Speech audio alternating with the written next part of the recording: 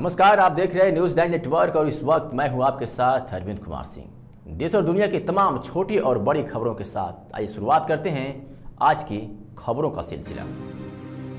जहां एक तरफ सूबे की योगी सरकार लैंड जिहादियों और भूमाफियाओं को पूरी तरह से नष्ट करने को प्रतिबद्ध दिख रही है। योगी जी द्वारा आए दिन प्रदेश के जिम्मेदार अधिकारियों को आए दिन जीरो टॉलरेंस की नीति अपनाने और भूमाफियाओं को पूरी तरह ठीक करने का आश्वासन और भरोसा दिलाया जा रहा है। सूबे की योगी सरकार लैंड जिहादियों के प्रति आक्रामक दिख रही है। वहीं कुशीनगर की प्राय सभी तहसीलों जिनमें कसिया और हाटा तहसील टॉप पर है, वहाँ आए दिन सैकड़ों की तादाद में भूमाफियाओं द्वारा पीड़ित किए जा रहे लोगों के सैकड़ों मामले का प्रकाश में आना निश्चित ही व्यवस्था और सिस्टम पर यह अक्ष प्रश्न उठा रहा है। जिले की आवाम आए दिन कार्रवाई के नाम पर केवल चली जा रही है। अधिकारी सरेआम राजस्व के मामलों में केवल कोरम पूर्ति करते दिखते हैं। दोषियों और अतिक्रमणकारियों के खिलाफ कोई कार्रवाई होती नहीं दिखती। ताजा मामला ग्राम सभा सपा नौका टोला के पीड़ित तूफानी चौहान पुत्र गाजर का है, जिन्होंने मीडिया से बात करते हुए भावुक अंदाज में कहा कि वो पिछले 3 वर्षों से अपनी काश्तकारी की जमीन, जिसमें 2 डिसमिल जमीन कुछ अनुसूचित जात की भूमाफियाओं ने अवैध रूप से कब्जा किया हुआ है, कि पैमाइश और मुक्ति के लिए 3 वर्षों से तहसील और तहसील के जमींदारों का चक्कर लगा रहे हैं। इस दौरान तमाम लेखपाल और कानून को बदल गए, लेकिन उनको अपनी जमीन प्राप्त नहीं हो सकी। आज तक भूमाफिया उनकी जमीन पर दबंगी से तहसील प्रशासन की मिलीभगत से कब्जा जमाए हुए है। जब भी वो किसी अधिकारियों से आदेश कराते हैं तो लेखपाल कानून को भ्रामक रिपोर्ट प्रस्तुत कर उनके अध्यासन को प्रभावित करा देते हैं। हर बार उनसे बड़ी रकम की मांग की जाती है। न देने पर गलत रिपोर्ट लगाकर न्यायालय में बात दाखिल करने हेतु सुझाव दिया जाता है, जबकि कोई ठोस कार्रवाई नहीं की जाती। इस प्रकार सबिया गांव के पीड़ित मकसूद बताते हैं कि उनका एक विरासत से संबंधित विवाद पिछले 25 सालों से न्यायालय तहसीलदार कस्या की अदालत में विचाराधीन है। आज तक न्याय नहीं मिला। वकील केवल तारीख देते हैं। और उक्त मामले पर हमारे संवाददाता से विशेष संवाददाता के एन साहनी ने जब सामाजिक कार्यकर्ता और पूर्व लोकसभा प्रत्याशी बागी पांडे से इस बाबत सवाल पूछा तो वो बिफर पड़े और क्या कुछ कहा, आइए आपको सुनवाते हैं। जी नमस्कार, मैं के एन साहनी, अंशुमान पांडे जी आपको बागी के नाम से जाने जाते हैं आप, और आप तो लोकसभा पूर्व प्रत्याशी रह चुके हैं। तमाम संघर्षों के उपज आप हैं। तमाम जब भी किसी पीड़ित की बात देखते हैं तो आपके शरीर में एक तरह ऊर्जा पैदा हो जाती है। आंदोलन कर जाते हैं और सड़कों पे बैठ करके आंदोलित हो जाते हैं। जैसा कि जानकारी में आया है कि आपके हाथ में एक पेपर है जी, ये पेपर तूफानी नाम से है जी, और ये ज़मीन 815 नंबर काश्तकारी ज़मीन उनकी है, और ये 9 डिसमिल ज़मीन है। वो 9 डिसमिल ज़मीन और 60 डिसमिल ज़मीन पर काबिज भी है। 2 डिसमिल ज़मीन उसकी फाल्स बच रही है। उस ज़मीन पर पाने के लिए चक्कर लगा रहा है। ये ज़मीन है, ये पेपर है। अब इस पेपर को इंतखाब भी लगा हुआ है। ये खास बात है सानी जी, आप अपने दर्शकों को बताएं। बहुत बहुत वेलकम है आपका कि कम से कम आप ऐसे मुद्दों को, ज्वलंत मुद्दों को उठाते रहते हैं। इसमें तूफानी की जो है इंतखाब भी लगी हुई है, और ये कोई पहला वारदात नहीं है, ये कोई पहला वाकया नहीं है।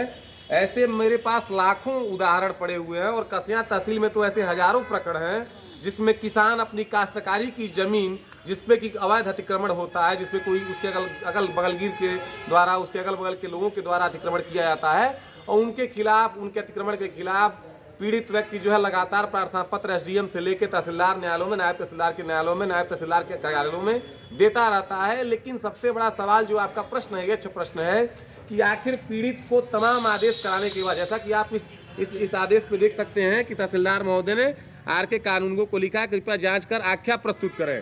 जबकि जो एप्लीकेशन कहती है, एप्लीकेशन ये कहती है कि 9 डिसमिल अगले की काश्तकारी की जमीन है, जिसमें 60 डिसमिल पे उसका कब्जा है, और 2 डिसमिल पे एक अनुसूचित जाति के कुछ भूमाफिया दबंग गुंडे उसकी जमीन पे अवैध अतिक्रमण कर रहे हैं, उसको जबरदस्ती कब्जा करने का प्रयास कर रहे हैं।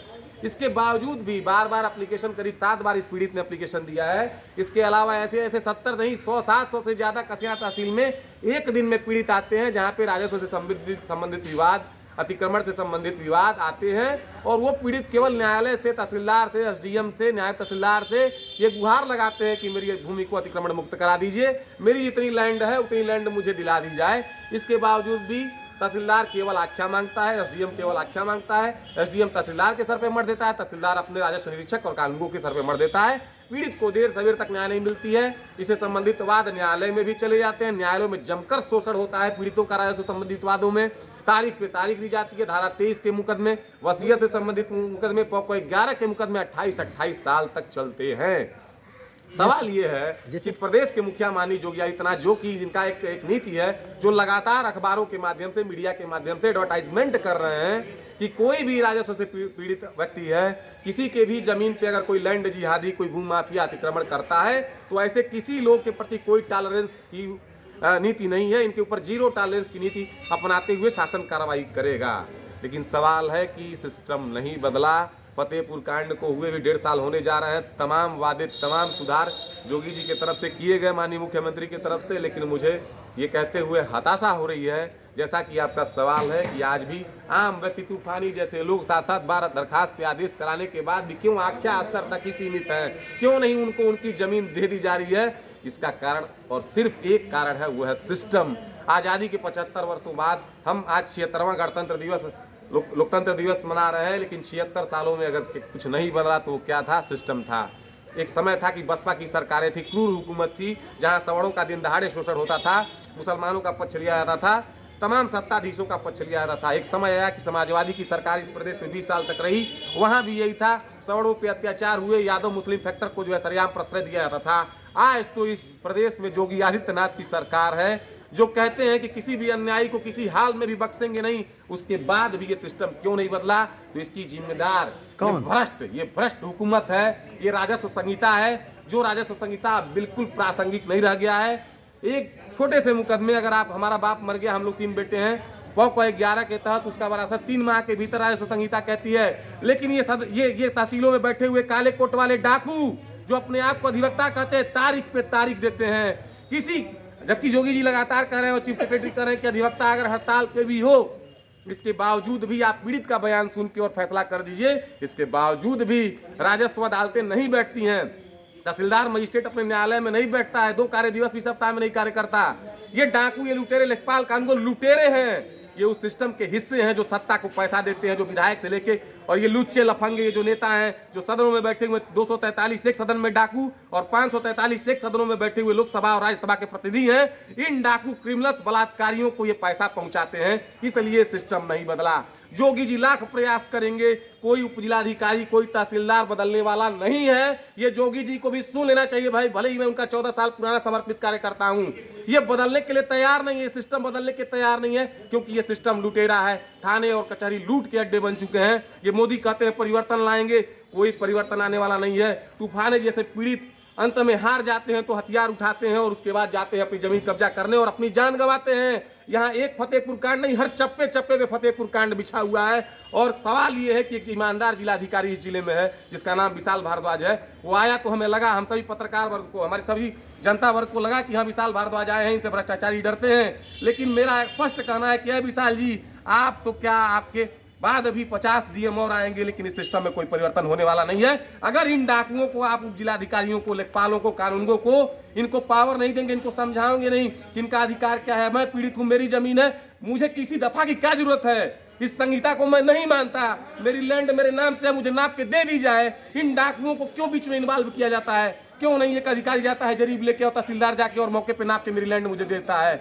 इन लैंड जिहादियों को क्यों प्रश्रय दिया जाता है? क्योंकि ये कचरा हो चुके हैं। इस कचरा को साफ करा दीजिए जोगी जी, अन्यथा की स्थिति में आपके शिष्य अगर AK-47 उठाने के लिए मजबूर होंगे। मुझे कहते हुए बिल्कुल शर्म नहीं आता है, क्योंकि मैं बागी पांडे हूं, मैं क्रांतिकारी हूं।